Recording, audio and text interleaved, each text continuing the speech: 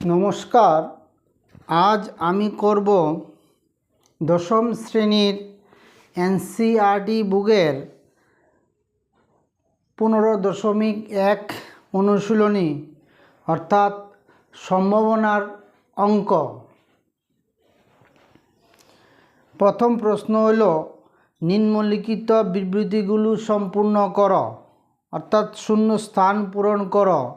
1 নম্বর প্রশ্ন, কোনো ঘটনা ই প্লাস ই নয় ঘটনার সম্ভাবনা ইকুয়াল টু কত? উত্তর হবে 1। 2 নম্বর, কোনো ঘটনা যা ঘটতে পারে না এর সম্ভাবনা হলো ড্যাশ, ড্যাশে হবে 0। এমন ঘটনাকে বলা হয় ড্যাশ, ড্যাশে হবে অসম্ভব ঘটনা। 3 নম্বর, কোনো ঘটনা যা নিশ্চিত ঘটতে পারে তার সম্ভাবনা হলো ড্যাশ, ড্যাশে হবে 1। এই ঘটনাকে বলা হয় ড্যাশ, ড্যাশে হবে নিশ্চিত ঘটনা। 4 নম্বর, কোনো পরীক্ষায় সকল প্রাথমিক ঘটনার সম্ভাবনাগুলোর সমষ্টি ড্যাশ, ড্যাশে হবে 1। 5 নম্বর,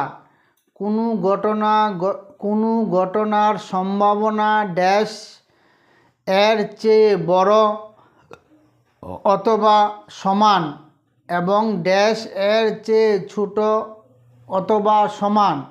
প্রথম ড্যাশে হবে 0, পরে ড্যাশে হবে 1। এবার আমরা 4 নম্বর অঙ্ক করব। 4 নম্বর অঙ্কে লিখছে নিম্নলিখিত কোনো ঘটনাটি কোনো ঘটনার সম্ভাবনা নয়। রোমান 1 মানে এ অপশনে 2/3, বি অপশনে -1/5, সি অপশনে 15%, ডি অপশনে 0.7। আমরা অক্ষণে শূন্যস্থানে পড়েছি যে সম্ভাবনার মান সর্বনিম্ন 0, সর্বোচ্চ 1, অর্থাৎ সম্ভাবনার মান কোনো দিন 0 থেকে ছোট হবে না এবং সম্ভাবনার মান কোনো দিন 1-এর থেকে বড় হবে না। তাহলে প্রথম অপশন 2/3, 3 দিয়া যদি 2 ভাগ করি তাহলে দশমিক দিয়া 0, 6, 3, 6, 18 আবার 2, তাহলে এটা ইকুয়াল টু 0.6, অর্থাৎ এটা 0 থেকে বড় এবং 1-এর থেকে ছোট, তাহলে এটা সম্ভাবনার মান হবে। 2 নম্বর কইছে -1.5। আমরা শিখেছি যে সম্ভাবনার মান 0 থেকে ছোট হবে না এবং 1-এর থেকে বড় হবে না।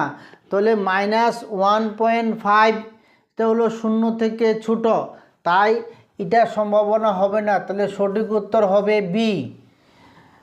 15%, 15% মানে 15/%-এর জন্য 100, নিচে 2 শূন্য, উপরে 2 ঘর আগে দশমিক আসবে, তাহলে এটা হবে 0.15, অর্থাৎ এটা 0 থেকে বড়, 1-এর থেকে ছোট, তাই এটা সম্ভাবনা হবে 0.7, ডি অপশন 0.7 হলো 0 থেকে বড়, 1-এর থেকে ছোট, অর্থাৎ এটা সম্ভাবনা হবে।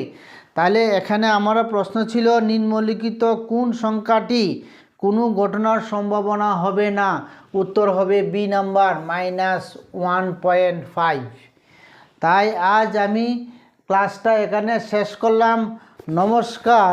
Please like, share and subscribe.